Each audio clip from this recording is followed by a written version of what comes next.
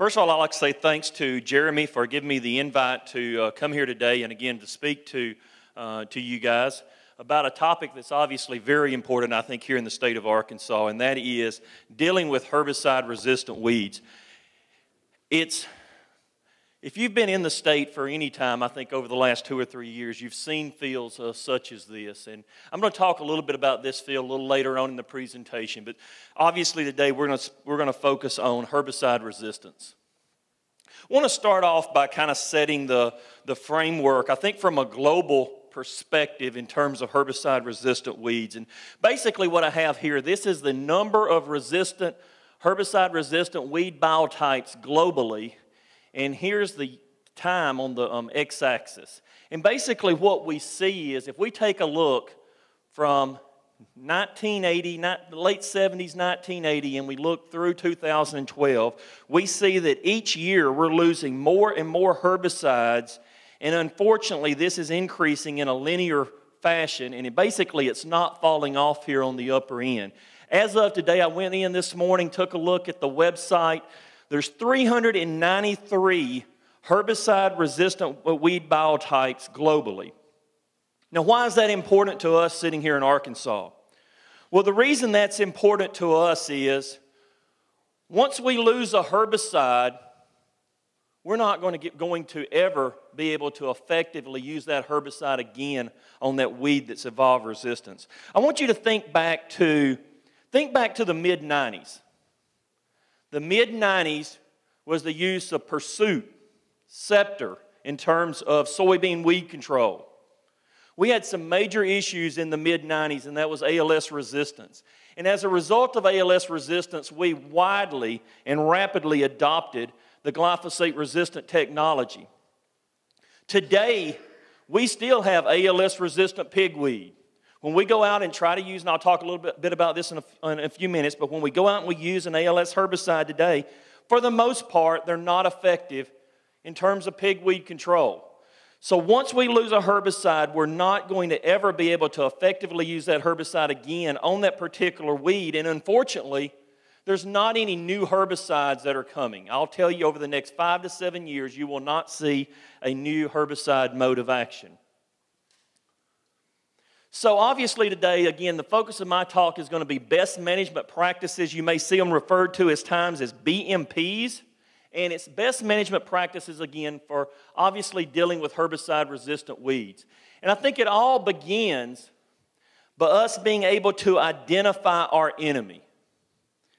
And when I say identify the enemy, basically understanding what weeds in your field are most troublesome, as well as which weeds are actually going to be resistant prone.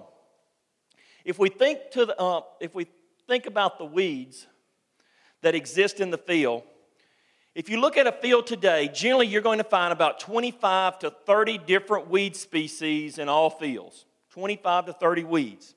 But of those, only about 3 of those would be what we would consider highly important weeds, driver weeds. And some of those are more resistant prone than others. I think it's obvious to us, Palmer Amaranth pigweed is obviously a driver weed. It's resistant prone. Barnyard grass is a weed that's resistant prone, a driver weed in a lot of fields. Tell you some weeds that aren't resistant prone. Morning glories. I don't know if anyone knows this today, but there are absolutely no herbicide-resistant morning glories that's ever been documented. Now, we have some that's difficult to control with glyphosate just due to tolerance, but that is a weed, again, that doesn't show a tendency to evolve resistance. We've got to understand, again, our targeted pest.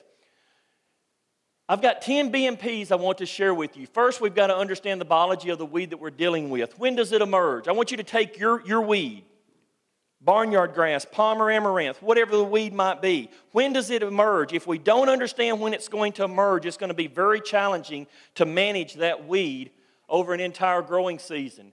How quickly does it grow? Obviously, this is extremely important in terms of timing post-emergence herbicides. When does it flower? If we're going to prevent seed production, we've got to understand when it goes reproductive. How quickly does it produce viable seed? I was in a field with Chuck Farr here, I guess it was probably a couple of months ago. Chuck had a field that he had actually ran a disc through 28 days prior to me being in the field, and we had pigweed seed that were just beginning, pigweed plants that were just beginning to produce seed. These plants that are emerging late in the year, again, 4 to 5 weeks, you're going to be producing viable seed. Very important if we're trying to prevent seed production. How long does it flower if we're going to prevent seed production? How is this stuff dispersed? Obviously, horseweed is one that's going to be wind dispersed. A lot of these weeds, we're moving them around with equipment. I'll talk a little bit about that later. But we really need to understand how we're moving these weeds. How much seed production occurs? How persistent is the seed in the soil seed bank? And I think lastly, and I think this really ties it all together, what is the weakness of the weeds that we're dealing with? What's the weakness of Palmer Amaranth? And I'm asking you guys, what's the weakness of Palmer Amaranth? It's a very small seed. It's somewhat susceptible to tillage, especially deep tillage, because it's a small seed. Also, for the most part, it doesn't form a highly persistent soil seed bank. So for the most part, we can bring that soil seed bank down by programs such as zero tolerance. And I think we're all pretty much aware of that concept. Secondly, let's start clean and stay clean. The days of planting into weeds and hoping to control those with our post-emergence program, those days are over. There's got to be no weeds at planting. It's going to reduce the selection pressure that's placed on our post-emergence herbicides. Our first line of defense is our residual herbicides. I don't understand why someone in the state of Arkansas today would plant soybean and not have a residual herbicide down at planting. It just does not make sense to me.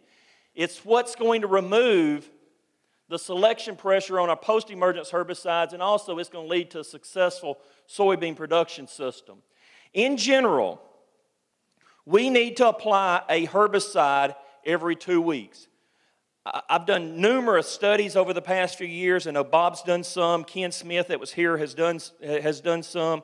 And when we look overall at these trials, for the most part, we'll start seeing residual herbicides breaking 14 to 21 days. And I'll say at times we may see one take us out to 4 weeks or to 5 weeks. But in general, 14, 21 days, you're going to start seeing these residual herbicides break. If I'm going to see a herbicide start breaking at 21 days, I cannot wait until 21 days to start trying to time that next application. I've got to overlay these residuals. I have to tell this and I'm not going to name the applicator, but this also is a prime example. In the heart of spray season, it's difficult to schedule spray applications, custom spray applications. I had a rice field this past year that needed to be sprayed. I called an applicator. Applicator told me he would take care of it. I left and I came back 7 days later, and that field was not sprayed. I called the applicator and I said, I thought you were going to spray the field. He said, I will spray the field. He said, it's going to be another 2 days before I make it there. And folks, that's 9 days. He did spray it at 9 days. And I'm not saying that's common, but if we've got residual herbicides out there that are breaking, we've got to make that application in a timely manner, and we've got to overlay these residual herbicides. We're dealing with a weed, at least from a Palmer Amaranth standpoint, a weed that grows 2 inches a day. Obviously, it's not going to wait on post-emergence herbicides, and as I said earlier, Classic, Scepter, Pursuit, Harmony, GT, those are all ALS herbicides. They're not an effective option for the most part for the control of Palmer Amaranth. Regardless of whether we're talking Palmer Amaranth or we're talking some of these other weeds, the barnyard grass, we've done research to show that for the most part, a good many of the weeds that we're dealing with are going to exhibit season-long emergence, and therefore, again, we've got to overlay these residual herbicides. I'll show you this slide. This is actually a photo I borrowed from my colleague over in Tennessee, Dr. Larry Steckel. This is Prefix. These are actually 2-row plots that were sprayed. Prefix was put down that's basically a mixture of Reflex and Dual. Came back with Liberty on 1 to 3 inch pigweed. Show of hands, how many of you like that? Pretty good, pretty clean beans. Pretty clean beans. I don't care for it. And you say, why do you not care for that? I don't care for the treatment here. There's a couple of issues. The main issue right here is we didn't overlay. I just said overlay residual herbicide. So I've got Prefix that went out pre-emergence. Very good herbicide. Very good herbicide. I'd rather actually see it post-emergence, but I'm not going to get into the discussion of that at this point. But we put it out pre-emergence. We waited until it broke because we had 1 to 3 inch pigweed. Liberty came in on 1 to 3 inch pigweed. My residual herbicide is broken. What kind of residual control is Liberty going to supply? Absolutely none. Next time it rains, what's going to happen to this field? It's going to turn into pigweed. So then what am I going to do? Spray it with Liberty again. 2 weeks later, what am I going to do? Spray it with Liberty again. Does everyone see the problem here? The problem right here is we're not overlaying residual herbicides. I've got to have a residual herbicide in the tank with Liberty to take selection pressure off of Liberty and prevent these multiple applications of the same herbicide. We've got to be scouting soon after planting. And I said basically we've got to be scouting to confirm that the residual herbicide has not broken. And again, in order to make that timely application, the fact that actually it also has been activated. I tell people, spray dirt, because at the end of the day, chances are you've got weeds in that field, and if you wait till you have weed emergence, it's going to be very difficult to control a lot of these weeds in soybean. And also it adds to resistance to the post-emergence herbicides. You've got to be able to identify small weeds. The days of just going out and spraying Roundup and going to the house, those days are over. Apply the appropriate residual product post-emergence. Remember, control is a function of size. The larger the plant, the more difficult it is going to be to control those weeds. And we've got to identify non-performance issues early. And then I place up this photo here. These are actually Palmer Amaranth plants. And if you go take a close look at these are 6-leaf Palmer Amaranth plants, 4 to 6 leaf. How do I control these escapes in Roundup Ready soybean? And folks, I'll tell you, they're glyphosate resistant. How do I control those? I've got one option, and that's FlexStar. And actually, if you look at the FlexStar label, the largest pigweed that FlexStar will control is a 6-leaf pigweed. So if I wait another day here, I have absolutely no option for controlling these weeds in Roundup Ready soybean. We've got to use full use rates. The days of going out and using these reduced rates are over. If you look at the MP44, I would challenge anyone to find a reduced rate recommendation in the MP44. We've done tremendous amount of work. I'm not going to share a lot of this with you today. I've given it in other talks. But due to time constraints, I'm not going to get into the research. But we've done tremendous amount of work that shows reduced rates contribute to herbicide resistance. There's several ways that you can get reduced rates. Spraying dense weeds where essentially you're not able to get good spray coverage can result in reduced rates. Low spray volumes can result in reduced rates. Spraying weeds that are larger than are on the label are essentially a reduced rate. And then also water quality can influence the actual rate that is seen by the plant. With sulfonyl ureas, as the pH increases of the spray solution, the solubility of the herbicide increases, meaning it's more readily available to the plant. As pH decreases on the spray solution, the sulfonyl ureas are not readily available. These would be the sulfonyl ureas, the ALS herbicides. The EMEs, such as New Path, would be a rice herbicide. Pursuit in soybean are right opposite of that. As the pH decreases, the solubility of these increase. So the point is, spray solution can impact essentially whether we apply a full rate or not to these weeds.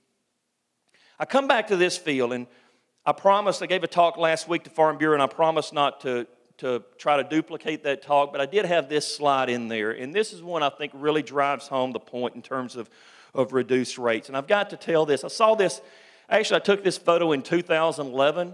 I'm aware of at least 2 fields in the state that I was in that I can vouch for the fact that this happened. These is actually 5 applications of Reflex or FlexStar. Grower went out, he sprayed, didn't kill pigweed. Well, rather than losing his bean crop, he started spraying Reflex. Reflex did not work, made 5 applications. You see this application late in the year.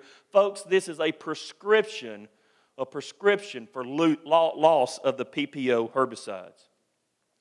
That's another reason, again, we've got to make these timely applications and incorporate these residual herbicides into these systems. I don't know if anyone is here from FMC, but I'm going to pick on FMC, I think, for a second. And it comes back to reduced rates. And FMC is not the only one that has this issue. I looked at several labels yesterday, and I pulled the Authority MTZ. If you talk to FMC, they're going to recommend Authority MTZ for the residual management of glyphosate-resistant palmer amaranth. And if you go to their label, I actually went to their label. It says resistance management. It's on the first or second page of their label. And it says herbicides should be used in conjunction with the resistance management strategies in the area. That's great. I'm here talking about resistance management. So we're going to use the resistance management tactics that I'm covering today.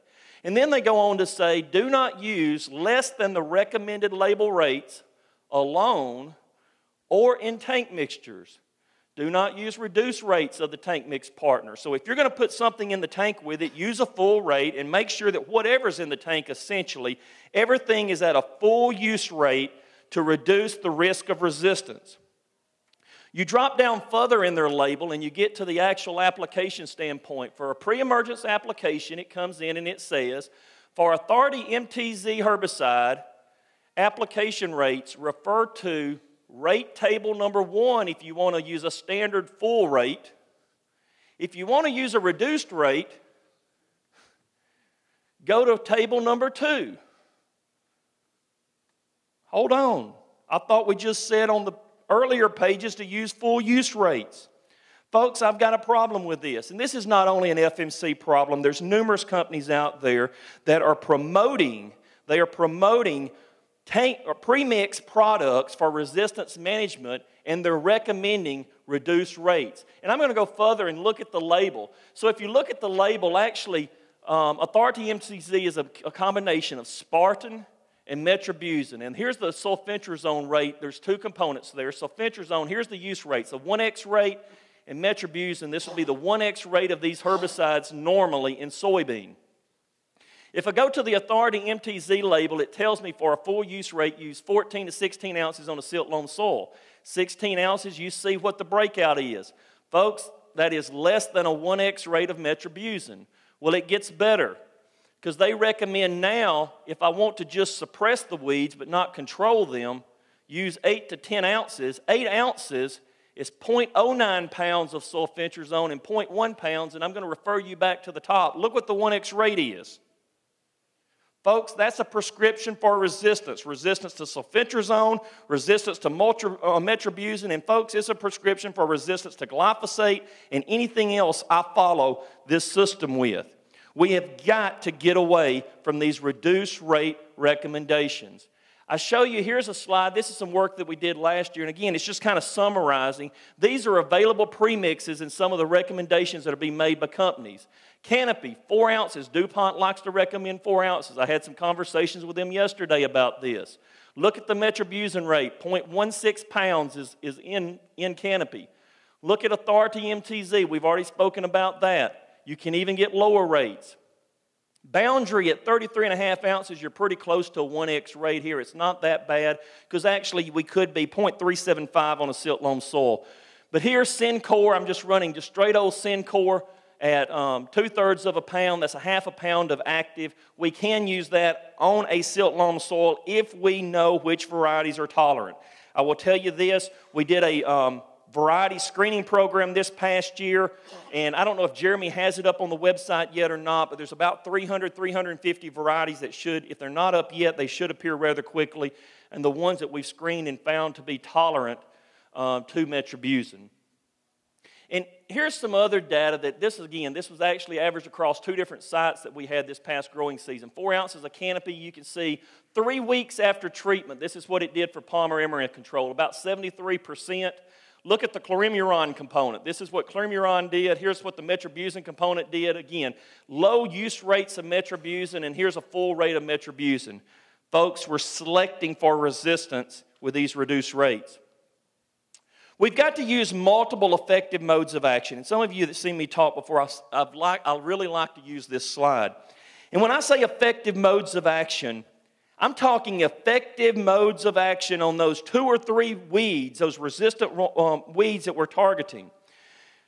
Me coming out and spraying a grass herbicide, if I were to spray a grass herbicide in 2,4-D, and let's just say in a burn down program, a grass herbicide in a 2,4-D, that's 2 modes of action, but is that 2 effective modes of action against the weed that I'm targeting? No, it's not. That's only 1 mode of action. I make the point right here. Valor. If we put Valor out pre-emergence in Roundup Ready soybeans that are resistant to that have glyphosate-resistant pigweed in them, I've got glyphosate-resistant pigweed, and I put out Valor, and I come back with FlexStar plus Roundup.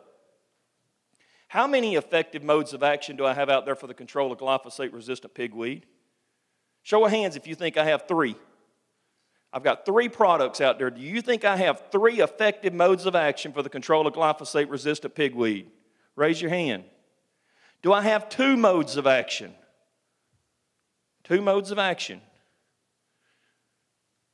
Do I have 1 mode of action out there? Okay, so 2/3 of us didn't raise our hand. Nothing works. Valor is a very effective mode of action on pigweed. FlexStar is a very effective mode of action. The problem is, folks, and if you see me talk, I like to talk about group numbers. This is in the MP44. These are both group 14 herbicides. They're exactly the same mode of action. So I've got 1 mode of action there. How effective is glyphosate on glyphosate-resistant Palmer Amaranth? It's not. How many modes of action do I have in that field to control pigweed? 1. That's it. And that's why I come back and I highlight the point here. These are effective modes of action. They've got to be effective on the weeds that I'm targeting. I can't just say I've got 2 modes of action in the field. I could care less that I have 2 modes of action in the field. I've got to have multiple modes of action targeting these weeds. And I say here, tank mixtures, sequential applications are ways, obviously, that I can achieve this. Rotation of herbicide-resistant traits prior to resistance evolving is another way I can do this. And obviously, we've got Roundup today. We've got Liberty. They tell me dicamba, 2,4-D's coming, HPPD's coming. I'm not going to get into that debate today. But with that being said, if once you lose a trait, I can no longer rotate that trait effectively if I use that trait up. If I use the Roundup trait up, at that point, I no longer have the option of rotating Roundup and Liberty once the trait's gone. And I'll argue in the state of Arkansas, this trait here is gone from a glyphosate-resistant Palmer Amaranth standpoint. We've got to emphasize cultural mechanical management. And I go through a wide suite of options here. Tillage, seeding rates, row widths. We're doing a tremendous amount of work in this.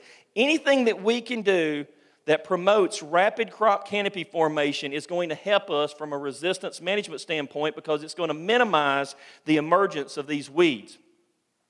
Here's some work that we did. This is on glyphosate-resistant Palmer Amaranth, and these are the number of plants that emerged in soybean when we had an early soybean production system. We planted these soybeans in early to mid-April.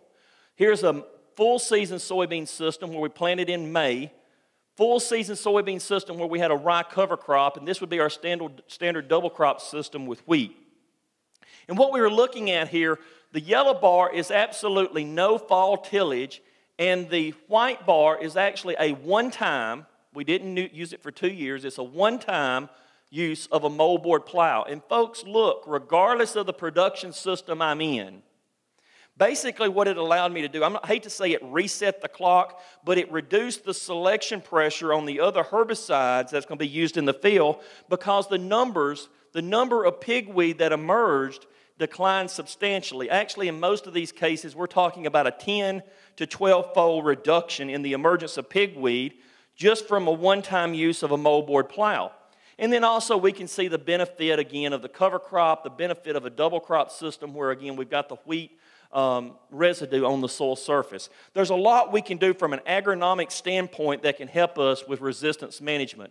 Here's just showing you, this is actually a photo Dr. Purcell gave me a couple of years ago to use, and looking at 38-inch rows and looking at 19-inch rows. And we've done a tremendous amount of work over probably the last, I'm going to say 10 years now, showing that weed emergence often ceases once we achieve 90% light interception. 90% light interception. So the goal should be achieve 90% light interception as soon as possible, and you're taking selection pressure off your herbicides. Here's some work that we did this past growing season, just showing you why you're taking selection pressure off your herbicides. Here's some drill-seeded soybeans, and what we see is every day the soil temperature is fluctuating about 20 degrees.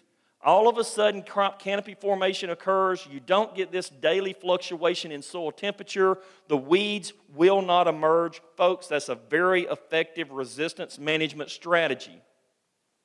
We've got to prevent seed production. Here's a photo. I think probably this is one that Dr. Scott took in the first field in Mississippi County that, where we had glyphosate-resistant Palmer Amaranth. And what was interesting is when I first saw this field, there was obviously glyphosate-resistant pigweed here, but folks, it just wasn't overgrown with glyphosate-resistant Palmer Amaranth. Economic thresholds would have told you, allow those weeds to go to seed. There's not enough for us to go out there and warrant removing these weeds. But I will tell you today, economic thresholds do not apply when it comes to resistance management. Also, these plants, there's been some work conducted in the Midwest on a similar weed showing that about 7 to 10 days after it goes reproductive, we have viable seed production. Here's some work that I've done over the past couple of years, and actually some data that I just put together yesterday on a trial that I've got, a large plot trial I've got at Kaiser, looking at Palmer Amaranth density as affected by weed management program. And what we see here, this is actually in Roundup-ready soybeans where I use nothing but Roundup. Here is I have a pre-emergence herbicide followed by Prefix, which is going to be a residual and post-emergence product in combination with Roundup, followed by Roundup. And here are Liberty Link soybeans with the same program. And basically what we saw here was, obviously, glyphosate-resistant Palmer Amaranth, we didn't do a whole lot here. We had over 60,000 pigweeds per acre in these plots. Here we had 22,000.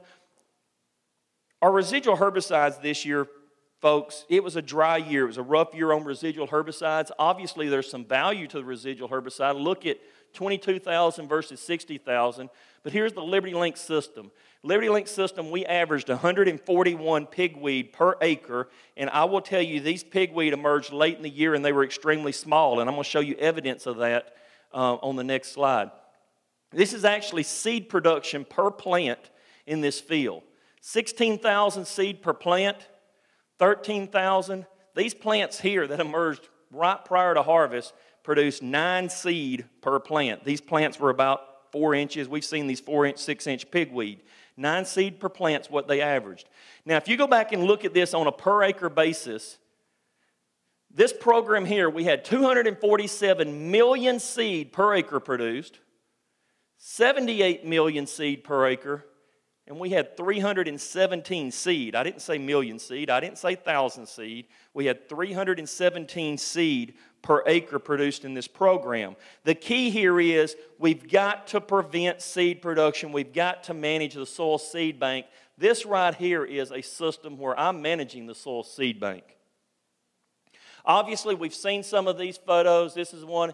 Obviously, that's cotton, but we did some survey work in 2011. 13% of the soybean crop in 2011 was hand-weeded. Here was the cost, $26.18 per acre. We had some growers spending $100 per acre. I didn't do a survey this year, but I can assure you this number right here, this past growing season, probably doubled. I think we're now somewhere in the neighborhood of 25% of our soybean crop had some means of hand removal in it. Obviously, again, to try to prevent seed production. 2011, that cost us almost $11 million. So what happens if we allow that one plant to escape? This is some work that I did back in cotton. It's been several years ago now, but again, I want to drive home the point here why we've got to prevent seed production. 1 year after we allowed one plant to escape, this is what the field looked like. Obviously, it's a cotton field, but I would argue if I had soybeans in there, it would look no different if I'd sprayed Roundup. 2 years later, this is what it looks like. I had one plant here that survived. You can see the patch. You can also see the tail here where we're spreading this, and you can see these plants along the adjacent edges of this field. 3 years later, that's a cotton field, folks, that we could not find a boll of cotton in because of glyphosate-resistant Palmer Amaranth. 4 years earlier, I had one plant that fall, essentially 3 years from the time I took this photo. 3 years from the time I took that photo, I had one plant that escaped control. We've got to prevent field-to-field movement of this. And whether I'm talking a combine, picker, mower, we've got to prevent movement. I'll tell you guys that are in South Arkansas. South Arkansas, you've got glyphosate-resistant Palmer Amaranth, but I can assure you one thing, you don't have it like those guys do, Central Arkansas and Northeast Arkansas. I definitely would try to minimize equipment coming on my farm where there's been glyphosate-resistant Palmer Amaranth. Here's actually the station there at Mariana. This is right adjacent, the roadside, right adjacent to the station. Does everyone recognize that weed? That's Palmer Amaranth. Folks, if we're not managing Palmer Amaranth along the margins of our fields, where's all of that Palmer Amaranth going? It's going right back out into this field. Gin trash, cottonseed hulls, I tell people even poultry litter. I'd be leery of spreading poultry litter on my farm. I've seen a tremendous amount of pigweed growing adjacent to piles of poultry litter. Obviously, again, turn rows, ditch banks, irrigation canals, we've got to manage this weed. Here's some work that we've initiated this past year. There are actually labeled options for weed management on ditches, and I'm just showing you some of them here. Fluridone is actually the product Break. It's also Sonar. It's actually labeled as Sonar on ditches. I think anyone that's had any association with cotton understands Diuron or Direx. I understand that's not a soybean herbicide, but it is labeled for weed control on ditches. And we're going to look at these over the next few years, trying to understand which herbicides that we can use to control some of these weeds without completely eroding our ditch banks. Basically establishing a dense mat of grass. We want to try to establish a dense mat of grass on these ditch banks. Ninth, manage weed seed at harvest, post-harvest. Here's essentially, again, the chaff, plant material coming out of the back of a combine. Here's a call, I get this every fall. Someone will call me up and say, I all of a sudden realize I've got glyphosate-resistant Palmer Amaranth on my farm. I've got it on 100 acres, I'm farming 1,000 acres. What should I do? I tell you what you're going to do. You're going to run this through the combine, and actually we did some work this past growing season. We looked at several fields across the state of Arkansas, and 99% of that pigweed seed that is on that plant is going to come into that combine. So actually what we're interested in doing, what we're trying to do now is there any way we can destroy that material as it's coming through the combine or as it goes out of the back of the combine? Here's actually some work we did this past year at Kaiser. These are actually chutes. I had a grad student make these. These are metal chutes. We adhered those, just basically, this is metal tubing we placed on our combine. We disengaged the straw spreader, and you see as the plant material, the chaff is coming out of the back of the combine, it's placing in a very narrow band. Here's a swath that we cut adjacent to it. You see how it spread the pigweed seed, it spread the chaff. All the pigweed seed, for the most part, will be in this narrow band. If we burn this band, here's the question we have. If we burn this band, will it kill the pigweed? I can tell you for a fact, we've done some of this work for the last couple of years. When you come back in and plant soybean next year, it's quite interesting. I'm not going to tell you don't have any pigweed here because you do, but you have a very dense population of pigweed in this narrow band here if you don't burn it. So that's some work that we're doing. Also, colleagues in Australia, I've been working with them. They've got something they've developed called the Harrington Seed Destroyer, where again they send the chaff material actually comes through here. It grinds the chaff. We're trying to work with them in terms of understanding if grinding this pigweed is going to be effective. We collected some samples this past year. We're hoping to take those up to the Midwest and evaluate those. And I'm in the process of working with some guys up there, seeing what we can find out with an implement or instrument very similar to this. Lastly, diversified approach with focus on the soil seed bank. And I think the key here is diversity. Folks, if you're doing something and it works this year, I would try something a little bit different next year. The problem that we have glyphosate-resistant weeds today is because we kept using glyphosate, followed by glyphosate, followed by glyphosate, followed by glyphosate. There was absolutely no diversity in the system. And then secondly, again, we've got to focus on the soil seed bank. The soil seed bank is the key to our long-term success. And I just mentioned here, I mean, there's numerous options that we can develop in terms of systems we can develop in terms of adding diversity. And I want you to look at this. Here's actually a field. I got out, this is a cotton field, but soybean would be no different. I got out and actually looked at this field this past year. I counted 74 plants per square foot. That's 3.2 billion plants per acre.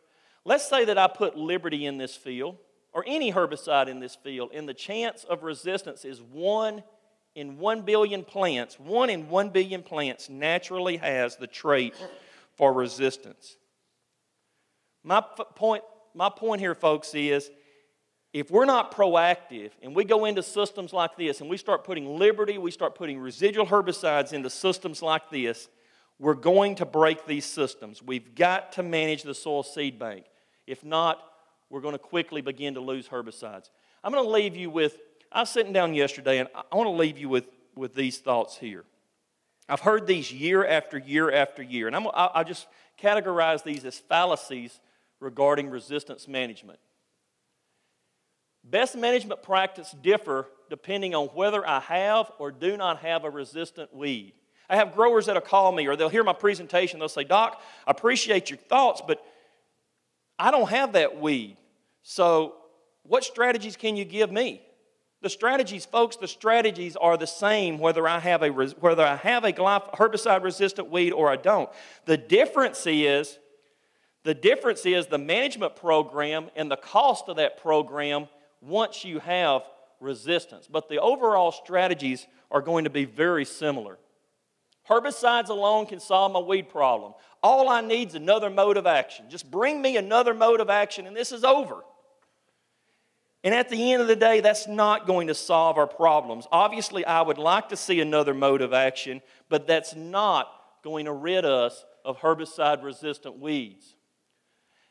I've already illustrated this point. 2 modes of action is an effective resistance management program. Unfortunately, it's not, because a lot of times these modes of action are not truly effective on the weeds that we're targeting. They're not effective against, again, the glyphosate-resistant palmer amaranth.